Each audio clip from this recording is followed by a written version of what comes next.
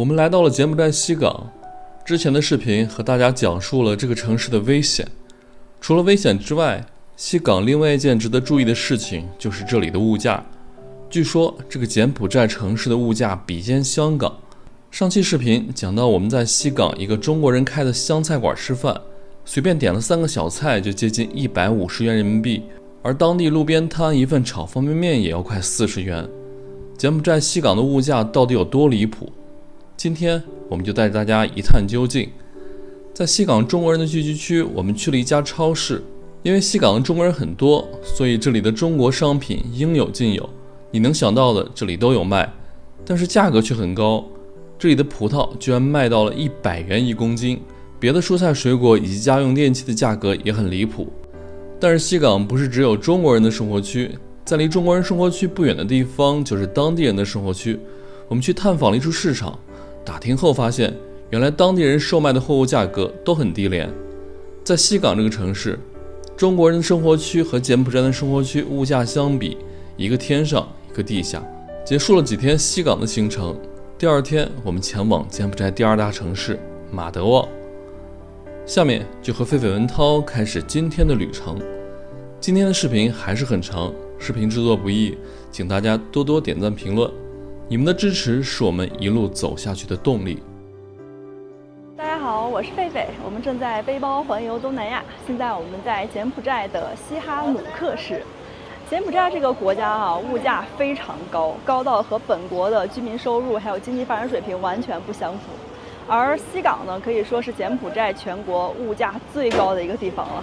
那高到什么程度呢？我们今天带大家实地探访一下哈。首先呢，我们打算去一家大的连锁的超市，去看一看这里的主要生活品还有食品的价格。走吧。我们首先来到了大润发超市。在西港的大润发超市有好几家，挺多的，是中国人的超市。我们这2天就在大润发的旁边住。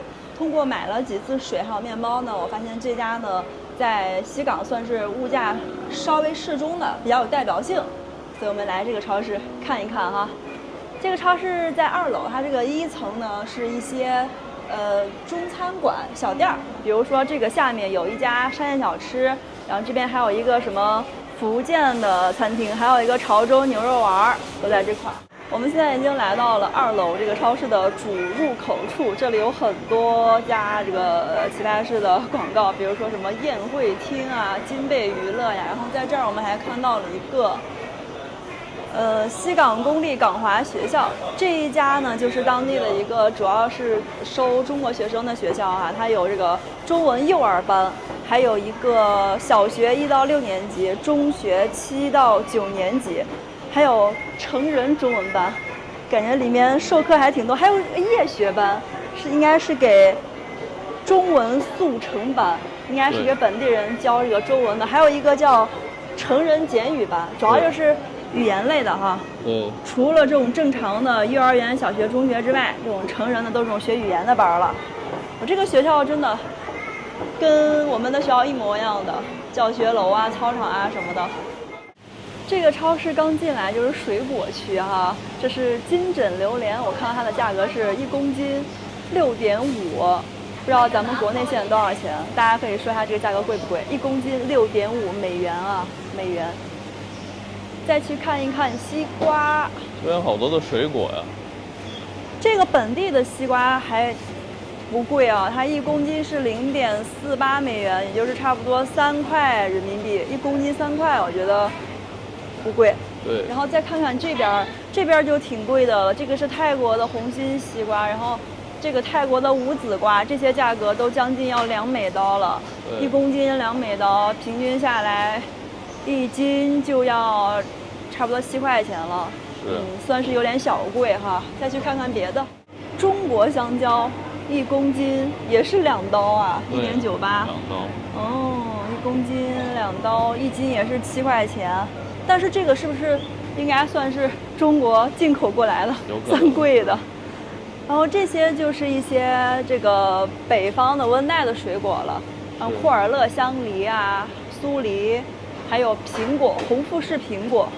看一下这个苹果哈，它小一点的这种是1公斤4刀，4刀差不多1斤也要14、15块人民币。对。然后那个贵一点的1公斤要5刀，这是大一点的，这是马牌，这个是红富士，看着都挺好吃的，但是吃不起啊。还有这个库尔德香梨，格外的贵啊。1公斤多少钱来着？1公斤6.58，快50了6.58刀。1斤25，哎呀妈呀！我们在新疆那边买的1斤那个几块钱哈。你怎么跟新疆比呢？跟新疆不能比的好吧？它这边的葡萄啊，这是好像是那叫什么？阳光玫瑰。阳光玫瑰。阳光玫瑰这个是一提，这刚好就1公斤多一点点，卖19.2美元。哇，140美元，2斤差不多要130多，140哦。对。天哪，很贵啊，很贵啊！再看一下草莓。这个草莓是，6美刀，6美刀几颗？1、2、3、4、5、6、7、8、9，9颗，9颗草莓，它个头还挺大的，要6美刀。然后这个是，哇，这个更贵，这个是奶油红草莓。对。这一盒我不知道是有多少，它就一层，那就是1、2、3、4、5、6、7、8、9、10、11、12、13枚草莓要35美元。对，好贵了。太贵了，太贵了，天价。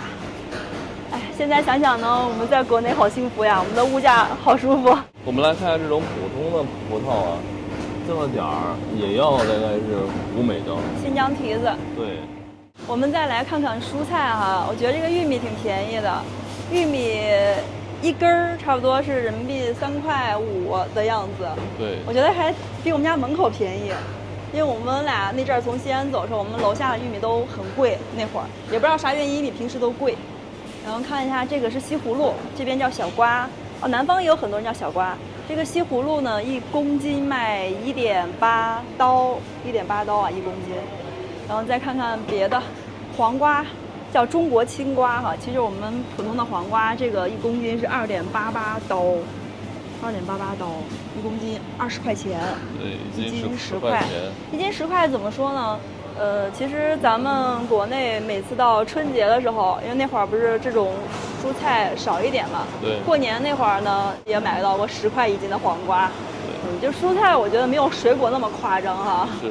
我们再来看一下绿叶蔬菜的价格，这个白菜还挺便宜的，白菜1公斤是0.6刀。0.6刀，差不多1斤2块钱人民币啊，是，还好。但是我看这边的绿叶蔬菜就比较贵了，像菠菜1公斤是3刀，1公斤20，然后1斤10块，1斤10块。哇，这个更贵，这个菜心跟茼蒿是，1公斤3.48的，差不多要25人民币，然后菜心是3.98，就是28人民币，1公斤28人民币。咱们广东的朋友贵不贵？因为我们俩在西安很少买菜心啊，这个价格确实不太清楚。再看看其他的蔬菜，菜花1公斤1.98刀，西兰花是2.2刀，然后西红柿是2.48刀1公斤，茄子0.78，胡萝卜0.6，白萝卜0.8。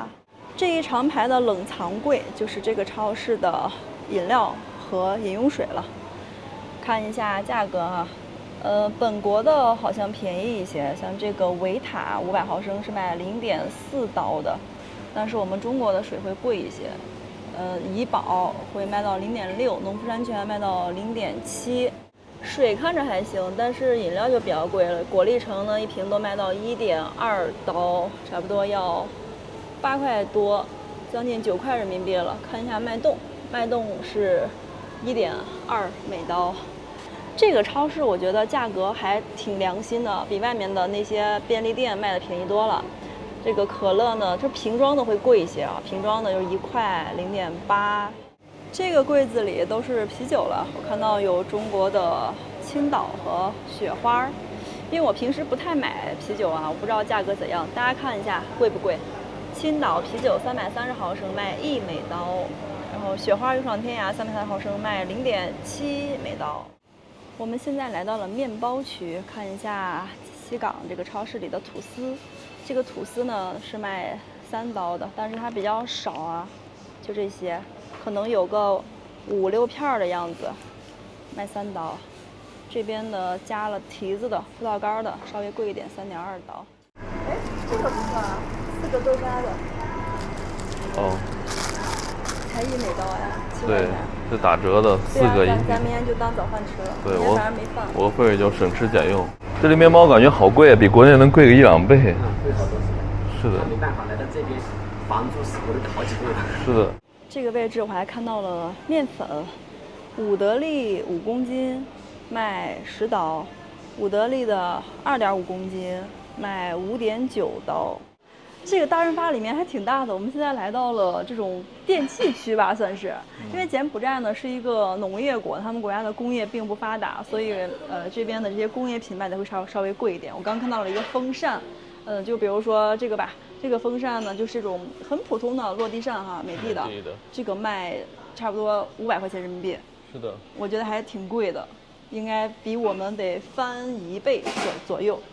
然后这儿还有一个奥克斯的，这个大一点的风扇卖95刀，快700块钱呢。这里是美的的电饭煲，价格也不便宜啊，都是80多90美刀。这个稍微大一点的电饭煲呢，卖149美刀，1000块钱。哦，天哪，有点贵啊。这还有很多冰箱啊，前面这2个品牌叫宜米，这个是创维的。这冰箱这么小的冰箱哈，因为我以前租房子的时候呢，房东给我买了冰箱这么小一个，就600人民币。但是这里要卖300美刀，2100块钱。对，还挺贵的。我们俩现在已经从大润发超市出来了。这家超市呢，在西港当地可以说是相对比较平价的一家超市，所以呢，从我们刚才去逛的情况呢，也可以看到哈，西港整个的物价水平是比较高的，虽然没有说是在全世界都属于高的特别夸张那种程度，当然和很多发达国家是比不了的。但是呢，柬埔寨全国的人均 GDP 只有1600、1700美元这样子，然后全国的平均工资只有200美元，所以说这个物价水平我觉得已经是非常的高了。但是刚刚我们也了解到了哈，这家超市呢，它主要的面向的客户群体是中国人，当地人他其实是有自己的买菜、买食物、买衣服的一个消费场所的，那就是西港这里最大的一家市场，叫做沙乐市场。我们俩现在就准备打一个出租车去那个市场看一下当地人的消费水准吧。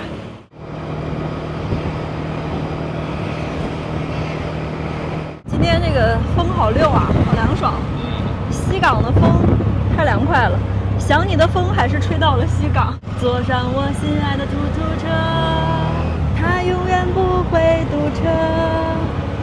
哎妈，我的 GoPro 别被抢了。刚唱完，设备被抢。刚唱完下句又被抢了。我们马上又要转到西港的一条主干道上了，这里有一条红灯。哎，每次在西港里坐这个出租车逛的时候啊，你除了感觉到自己前方的司机是柬埔寨本地的，其他周围一切都是中国的。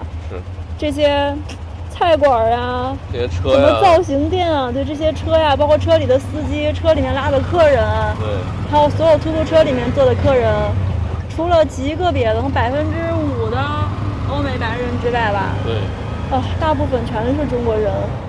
今天我的位置不好，换狒狒拍，狒狒是心惊胆战。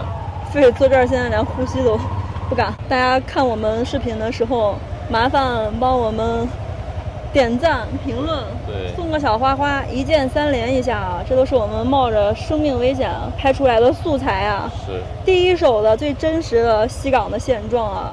在这里，我们俩不要脸的给自己要个赞。西港的这些商务车啊，全都是接客人用的。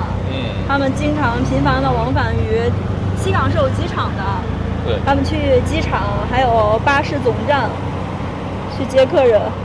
这些客人呢，也构成了西港主要的消费群体。对，这边商务车特别的多，看这种阿尔法太多了。离开了主城区呢，这边就是算郊区偏一点的位置吧，就是市场。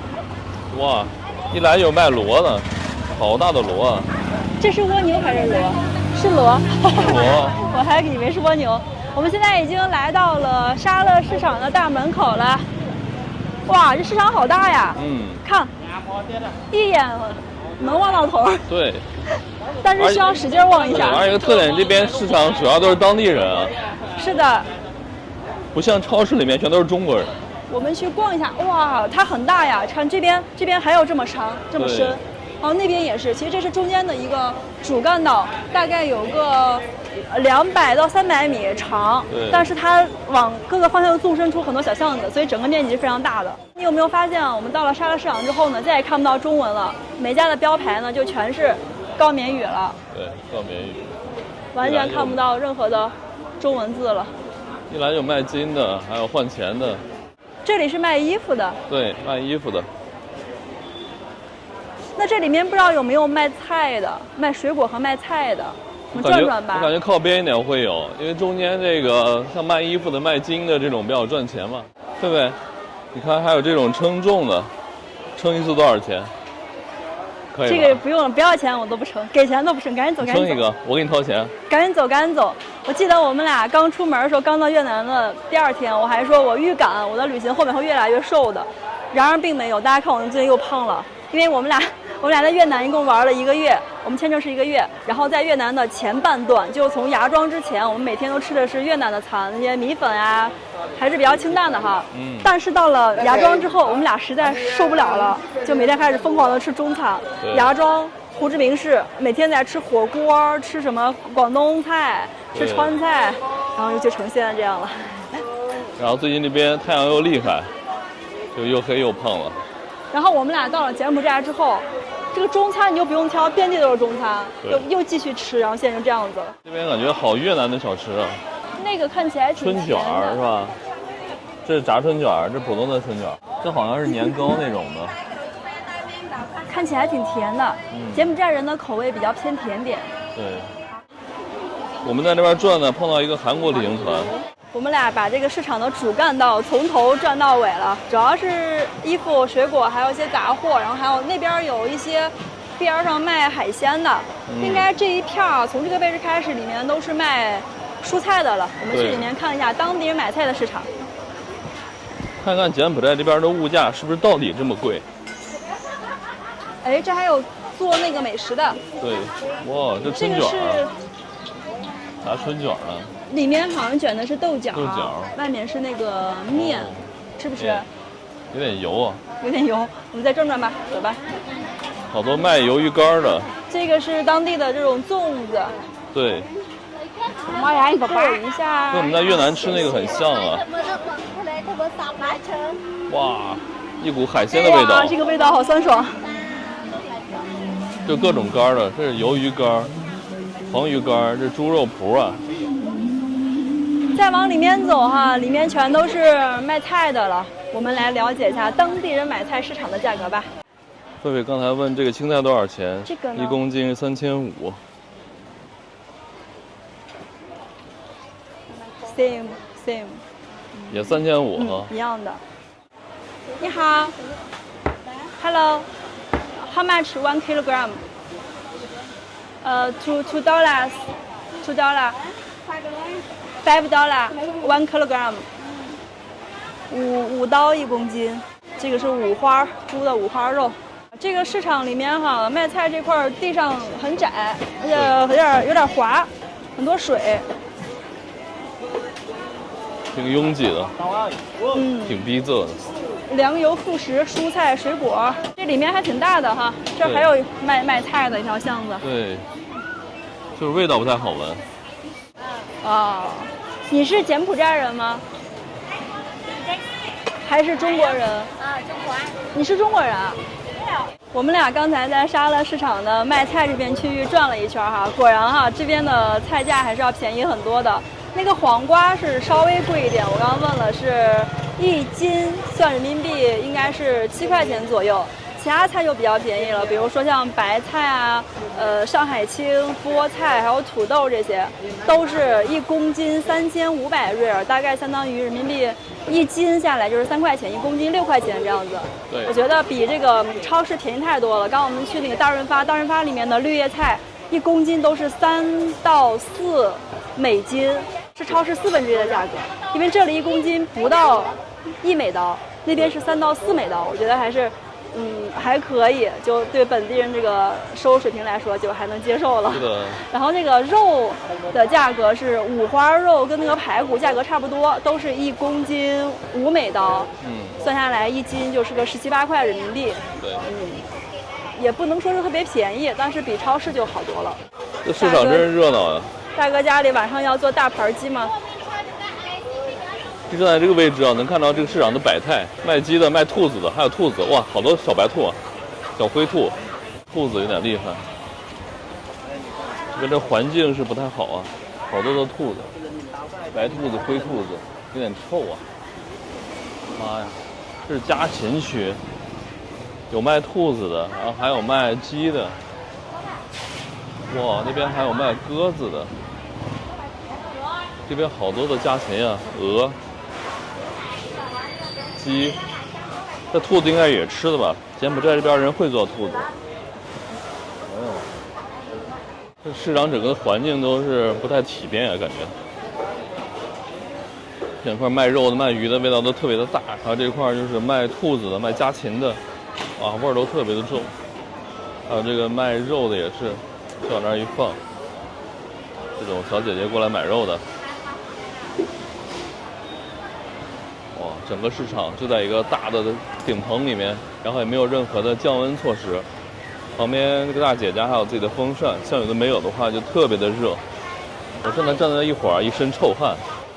这边还有个卖什么卖豆子的，还是汉语，新鲜沙姜、黄豆、绿豆芽。我们俩已经从沙勒市场的蔬菜水果区转出来，刚刚里面的气味稍微有点大，不过呢，这个市场里面东西好全啊，什么都有，像蔬菜、水果，还有各种肉类，牛、羊、猪，然后是海鲜，还有各种各样的家禽类，还有蛋类，东西很全的。里面没有看到几个中国人，只有看到2个中国老板在卖调料，别的全都是本地人在卖东西和卖东西。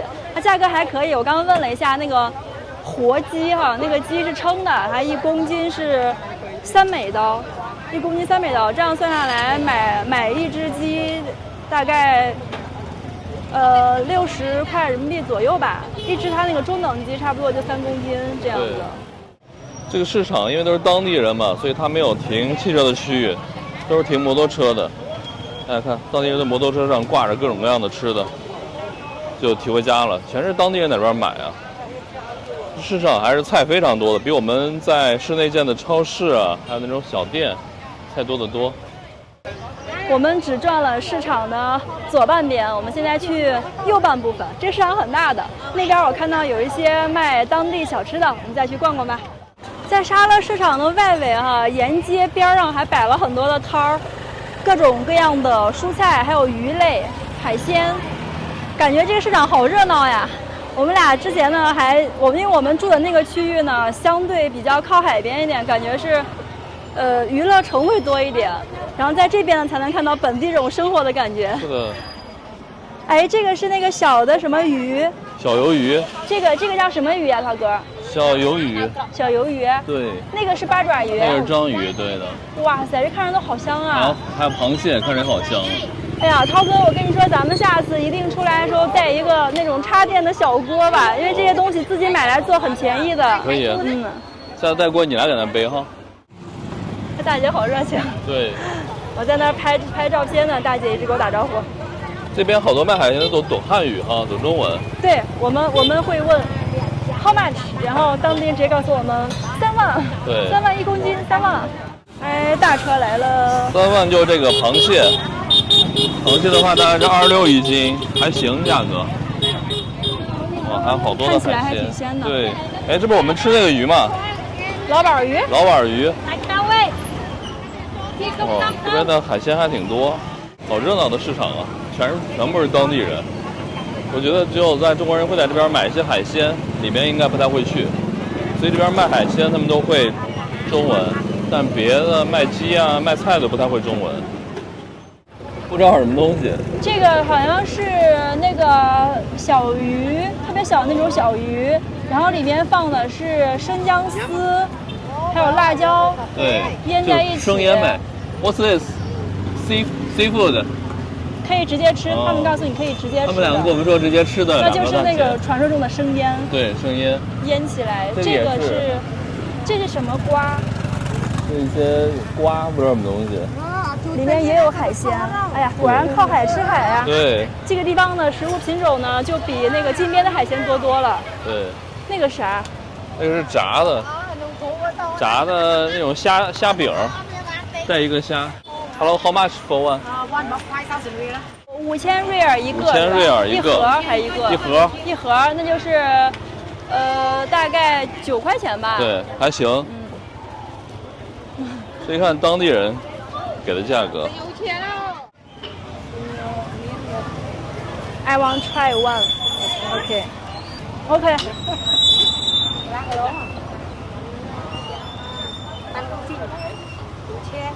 5000。老板，你的中文在哪里学的？中国话。老板没听懂。5000。好，谢谢阿公。阿公。走吧。买了2爪这个龙眼儿，这个是平均下来一斤9块钱，我这刚好就1斤，挺便宜的哈。对，这当地也吃这些腌菜啊，这是笋，这大片的笋。啊，这个也是笋，这菲菲最爱的酸笋。没有，它好像没有腌出那个酸味来。哦。然后这边是酸菜。酸黄瓜。酸黄瓜。哦，当地也吃。Thank you， 阿公。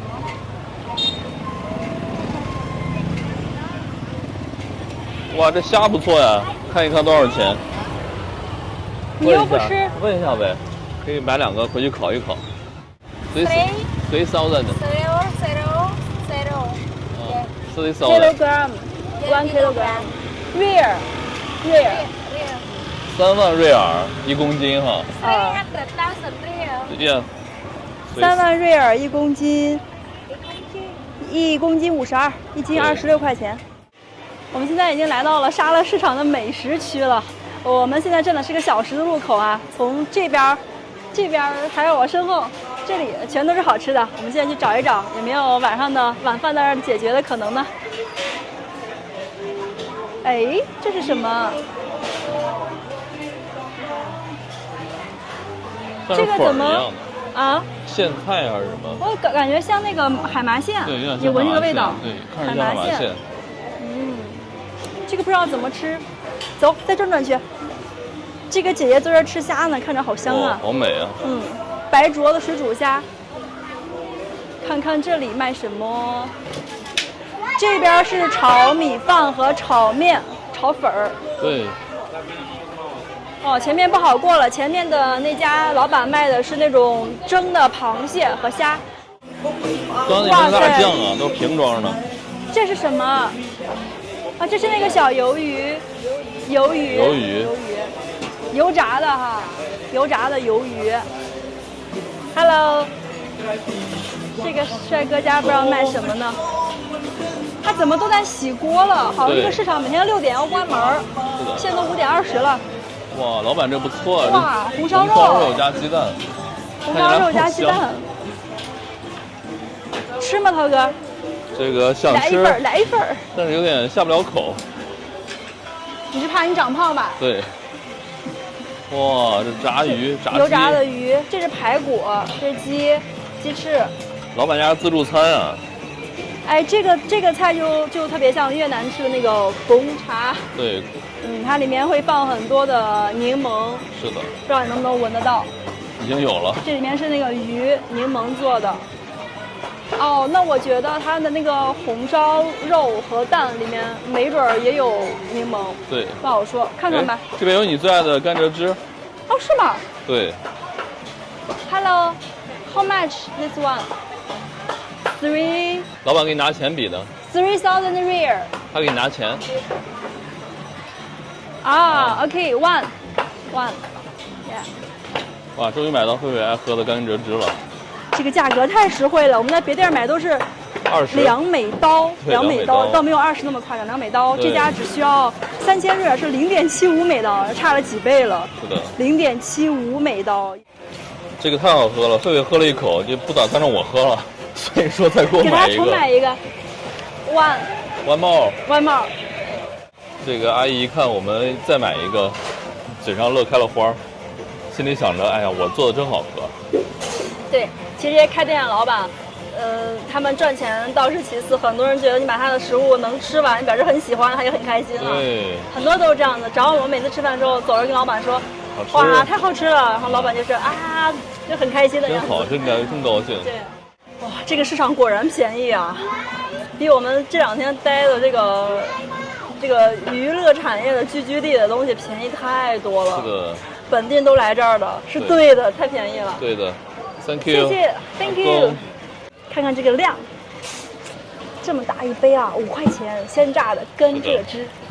你看这市场为什么便宜啊？因为它主要都是当地的人，而且它就是一个一个格子铺，它的租金是比较低的。每一家在市场我们这1个小时路口就有卖盒饭的，卖甘蔗汁的，然后还有理发的，就特别的市井。这边的洗头啊也挺便宜的，我刚才问了一下，2.5美元。2.5美元是包括把头发洗完之后，还给你头部、肩部按摩放松的。这个吃呢，我刚才看了半天，特别想了解，然后问了一下旁边一个懂英语的帅哥，他跟我说了一下，就是你要挑2个菜的话，大概是9块钱，是5000瑞尔。5000瑞尔。所以说当地人这个价格还挺便宜的哈。一顿饭吃个9块10块的就算是正常价了。那我们游客吃的这个一个炒方便面都要你36、35、36人民币，我觉得就有点太贵了。本地人肯定不会是吃的。是，就感觉这边的物价真是一个天上一个地下。虽然这边当地人待的这个环境哈，可能没有我们在市里面见的环境那么好，但这边吃的还是挺多的，也很丰富。刚才好尴尬，旁边有3个帅哥在那儿吃那个蛋糕，然后我一直往上面递，然后那个帅哥就把盒子想递过来给我尝一点。虽然这个市场这边啊很多当地人，但是还有一些中国的店，像这个中国烧腊店，就当地人吃的玉米啊。Hello, how much one? How much? 2000. Okay, thank you. 各种都是为中国人服务的，打印、复印、LED 屏，还有这个口腔、中医，刚才还有个律所，这又是什么名酒、名烟、补品？天哪！然后马路对面呢，就是小四川、烤鱼、川菜、电脑科技，这真是一个中国城啊！我们现在眼前这个呢，就是西港省人民医院，用中文写着7个大字“西港省人民医院”，其实呢，它在柬埔寨的西哈努克港。我感觉啊，这个医院就是当地的中国人可能在这边看病啊、做手术的一个地方。我们搭上回酒店的车了，然后我们的司机也不容易啊，因为现在是西港这边的下班时间，他可能刚接完娃吧，他的娃就在他的这个怀里坐着睡觉呢。本来小孩是在我们俩这个中间这块坐着呢，然后司机看到我们俩来了，就把小孩给抱起来放前面了。对。然后我们说没关系，就把孩子放中间，因为中间安全点，我俩把他夹在中间。对。但司机就说没事没事，就把孩子给抱走了。其实我觉得，哎，孩子也不容易啊，爸爸也不容易，为了生活啊。对。柬埔寨这儿普通老百姓都挺不容易的。我们的这个小孩子就在爸爸怀里坐着。来吧。拜拜。拜拜。好可爱，好可爱的小朋友啊！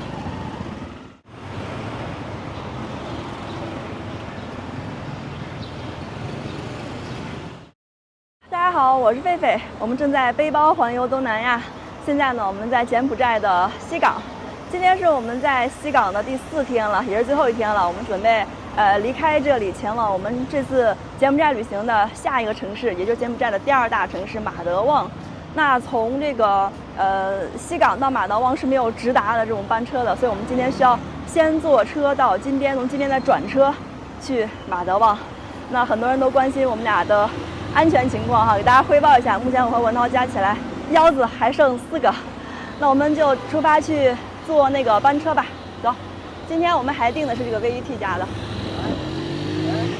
我们俩本来说要去高龙岛和高龙沙冷岛的，但这2天呢，我身体不太舒服，不能下水了，就放弃了这个岛上的旅行。我们已经从青旅走到了坐车的地方啊 ，VET。然后他们家呢在西港有2个乘车点，一个就是总站离这个双狮广场大概有4公里左右。另一个就是在双狮广场旁边了，它是一个小的分点吧。一会儿我们要坐那个摆渡车，先拉到总站去。但是我看了一下，我们的车还没到啊，他让我们早上8点前到。对，现在是7点58，车还没有来。对，我们的车是9点的，让我们8点过来。对，他让我们8点到这儿等车，走吧。这就是柬埔寨西哈努克港的清晨啊，还是很有朝气的，不像晚上那么的阴森恐怖。昨天这里的工作人员让我们俩今天8点的时候到啊，但是我们刚到的时候，工作人员说要到8点半左右车才会来，所以我们俩现在搬个凳子在这家门口等着。这家呢叫做 VET， 然后他们家除了这个客运大巴业务之外呢，主要还是快递，这么多当地人都在这里做这个快递和托运的业务。然后他们家订票也很方便哈，我们这次来到柬埔寨之后呢，基本上从一个地方去一个地方都是在他们家订的。他们家很方便，有个 app， 直接手机上有个 app。我觉得 VET 呢，就柬埔寨的 VET 是比越南的福塔还要方便的，因为福塔呢，像我们外国人只能去他们的站点现场去订票，因为福塔的那个网站和 app 上是如果你支付的时候是需要有一张越南的银行卡的。我们俩没有，每次都现金付。但这家很方便在哪里？支付的时候可以选择支付宝，就阿里 Pay， 这个就很方便了。除了快递和大巴之外呢，他们家还有一些船的这个票在卖。比如说我们现在在西港啊，从西港的码头去高龙岛、高龙沙冷岛，还有旁边的一些小的岛，它都有票。我觉得很方便，很好用。大青岛这边好多人在这边发快递，看旁边这2位姑娘，就是在当地洗白纸上班的。狒狒说的什么荷官。他们一般是从下午的7、8点吧，工作到早上的5、6点。哦，所以现在好多人刚下班就过来发快递哈。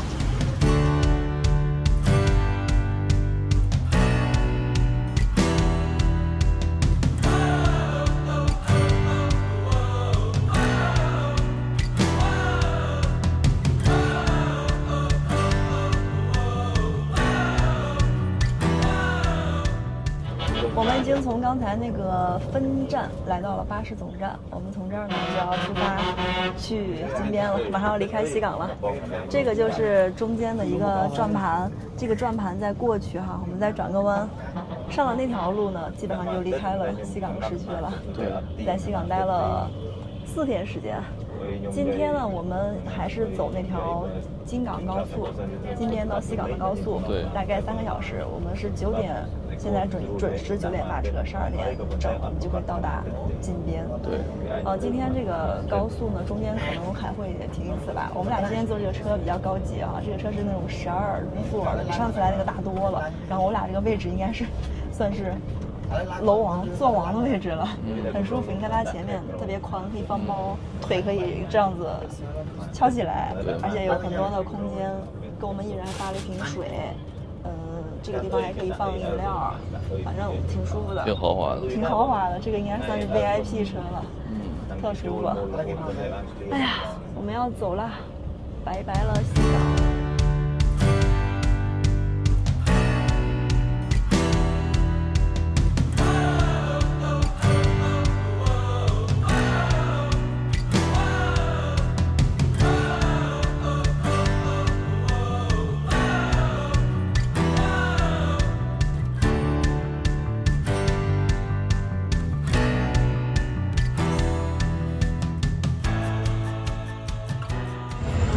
在这边坐车，又在 VET， 在这边坐车去马德旺。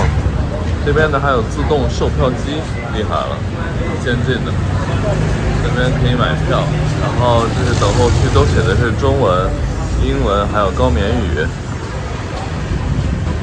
这是我们下午去马德旺的大巴车、小巴车，12个座的。然后这边还有它的一些班次。去暹粒的、去巴育的、波贝的、西港的、贡布的都有。那金边算是整个柬埔寨这边公交系统的一个中转站。然后这边呢还有自动售票机，哇，这自动售票机上面还可以支持支付宝，你敢信？我我们现在又回到了金边。今天我们要从西港去马德旺，但是西港到马德旺没有直达的车，必须从金边这里倒一次车。我们早上是9点到12点的车到的这个金边，然后在金边这会儿已经等了3个小时了。下午是3点的车去马德旺，晚上8点多才能到。其实金边距离马德旺只有290公里，不到300公里。但是没有高速，所以比较慢，需要5个小时，路上要开这么久。我们俩已经上车出发了。今天从金边去马德旺的这个车啊，和早上从西港到金边的车是一样的，都是这种12座的 VIP 车。但是我们今天下午选的是副驾的2个座位，所以没有后面舒服，但视野好，路上我们可以拍风景、拍拍照。现在是3点半准时发车的，大概到个8点多会到马德旺，但是白天也就占一半的时间，这边到6点就天黑了。不过今天我们可以在路上看到夕阳。给大家看一下我们的车哈，我刚刚回头才发现我们的车里面只坐了3个乘客，前面是我们俩，然后后面还有1位乘客，所以刚才司机跟我说我可以坐在任何一个座位上，因为副驾呢虽然视野好，但是座位调不了，它这个稍微背有点直，司机说你可以坐到后面，可以靠一下。哇 ，only 3 passengers 。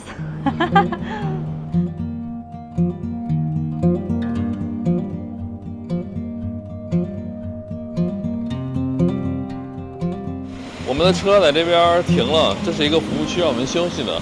然后这边是有卖着各种各样吃的。喝什么不？有什么好喝的不？咖啡呀，有咖啡。有没有甘蔗汁？有甘蔗汁就好了。没有，我也来找果汁，只有咖啡。对。还有饮料。Hello。那这个姑娘很漂亮啊，长得特别像前辈。像谁？前辈，刚才她给我镜头打招呼了。哦，那个麦小灯。对呀。我俩买一个可乐，这是500毫升的可乐哈。600。哦，600毫升。是咱们以前那种大可乐。3000是3000。5块多。3000是0.75刀，5块多。看像前辈，拜拜。拜拜。拜拜。这个女孩好爱笑呀。对，真的好像前辈啊。这些座位都能选。好。司机说让我们俩随便坐。对，我们这个。不要都挤在他旁边，他挂档很难挂。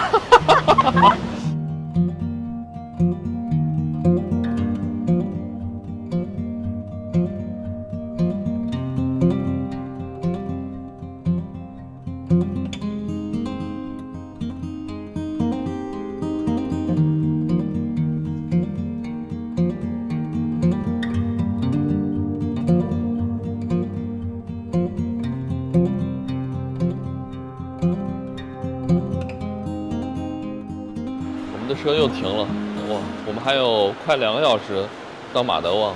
哎呀，贝贝是睡了又睡，给我好一顿睡啊！我在车上睡得昏天暗地，这会儿已经太阳落山了，天已经黑了。我们还有最后的100多公里，可能还得2小时吧。现在是6点20，我们8点半到。对，走吧，找点饭吃吧。我们司机到饭点，司机饿了，吃饭去了。是的。哎，他这车为什么要把发动机舱打开呢？散热啊。哦，散热啊。太热了可能是。哦，那我们为啥在国内夏季也没有散热这个习惯呢？不知道，可能我们那儿不够热吧。看啥好吃的？哇，怎么有股海鲜的味道？这是那种粽子，看看这儿，这个是粉，这是粉。粉儿。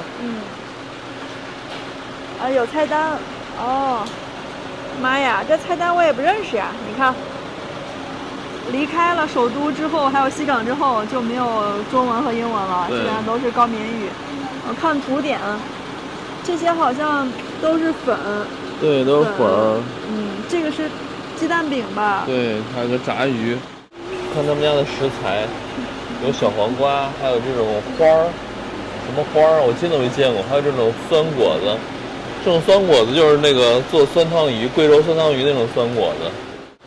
有包子，这儿有包子，这儿有粽子，然后那边有粉和炒米饭，我已经摸清楚了。这个服务区就这些吃的。哦，都不想吃的样子。我也不想吃，8点半到马德旺吃夜市吧。行。但是粽子好大呀，包起来就这么大一个粽子。他们这边还有卖好多蛋卷的，还有当地的一些小吃，都是这种一封一封的。还有青豆啊，这好像是那种炸蛋卷，另外一种蛋卷。哇，然后里面还有卖椰子的，卖菠萝蜜的，卖青瓜的。然后还有这个是啥东西？感觉跟像小蒜一样的，我也不知道什么东西。还有这个，就像是鱼肠还是什么东西，反正都怪怪的，我看起来我都没有见过。我跟大家说，狒狒有多过分啊！他先抠了抠鼻子，然后又摸摸头发，还是吃薯片呢。我没有。然后又跑到加油站旁边吸汽油，吸了吸在那吃。别拍了。拜拜！我们车上的另外一名乘客到家了，这是中间的一个叫菩萨市，是吧？对，菩萨市。这个帅哥到他们家了，现在我和文涛是正儿八经的包车了，对，就剩我们俩了。天哪，今天真是一个人花了110多块钱的车票，我们从金边包车一直包到了马德旺。现在是晚上的8点20了，我们已经到马德旺了。我刚才又睡了一觉，一觉睡醒发现距离我们酒店只有2公里了。一会儿看看司机会停在哪里，应该会停在马德旺的巴士总站吧。这离我们酒店还有几百米，司机特别好，把我们送过去。然后现在已经9点多了。柬埔寨这边人啊都特别的善良，能帮你一些就会帮你一些。其实呢，这个 VET 这个公司在马德旺的巴士总站离我们酒店也不远，只有500米。但是天太黑了，我俩背个大包，司机把我们送到酒店门口了，太好了。不过呢，我觉得马德旺啊，虽然说是柬埔寨的第2大城市哈，对，但是看起来就感觉没有什么人气的样子。是。哎，我们这个街道又是个建筑工地一样的。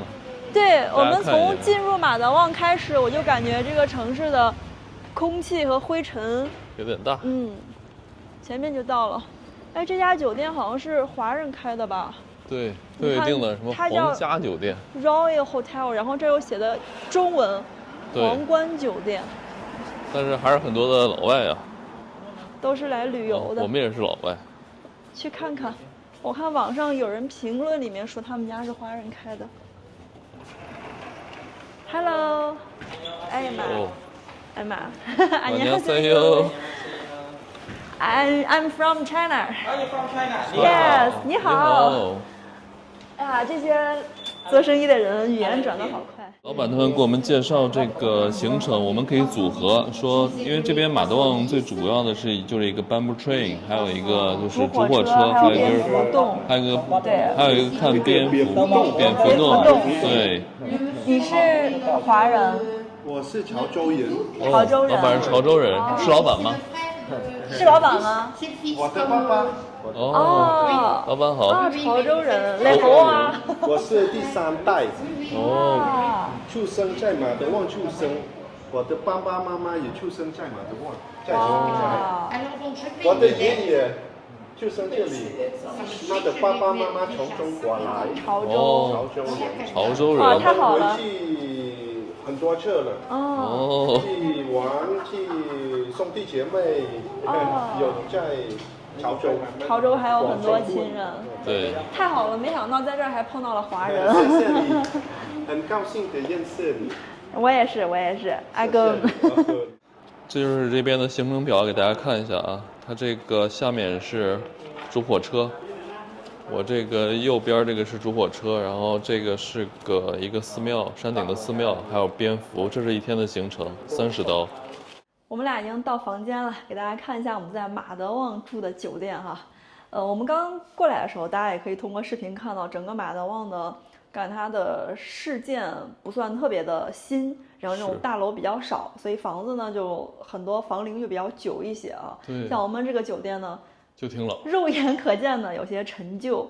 我们选的这个房间是，其实他们家最便宜的房子一天才80块钱，但很小，适合单人。我们俩选的这个是带阳台，这个门可以开，带阳台的豪华房，但也很便宜，对，就比西港跟金边都便宜多了哈。是，我们直接说价格哈，我们订了2天的房间是280块人民币，1天140，还挺划算的。我们俩准备在马德旺待1天半。我们计划用1天的时间把马德旺所有精华的景点都走一遍，所以我们刚刚在前台报好了明天的团。因为马德旺呢，它那些景点都比较分散，一个离一个可能有10几公里这样子。那如果不报团的话，像我们俩这种背包自由行的，就1天很难过去，并且这个车费会比较昂贵。是的，所以我们报了一个团，这个团还挺划算的，2个人才30刀。对，2个人30刀，是从早上9点玩到晚上7点，但是不包括这个午饭。其实我理解它就是一个出租车的包车价。是的，就会有一个出租车司机，他带着你从 A 点 B 点，一共3个点儿。第1个点就是城区里头，对，然后第2个点呢，我们会去玩那个主火车，第3个点是个蝙蝠洞，所以我觉得还挺方便的哈。算下来一个人玩整天100来块钱，对，还挺好的。那今天就这样了，在路上的一天啊，早上8点我们还在西港，中午12点我们到了金边，现在是晚上的9点多，我们又已经到了马德旺了。今天路上的我们坐那个巴士，我没有跟大家说价格哈，跟大家报个价，大家提供个参考。从这个西港到金边的车是每个人15.5美元，再从金边到马德旺的车是16美元。其实我一直在想，这俩地儿还差得蛮远的，可能是因为我们今天下午走的这一段虽然说有5个多小时的车程，但都是国道，没有上高速，就没有高速通行费。然后从西港到金边虽然只有2个多小时车程，但是有高速费，所以算下来2段是一样的价格。也就是说，我们俩今天坐这个巴士2节巴士，一共是花了上午是210人民币，下午2个人是220人民币，就我们一天就都在路上坐车了。那今天就先这样吧，我们俩准备休息了，明天早上我们就抱团一起出去玩去了。大家晚安。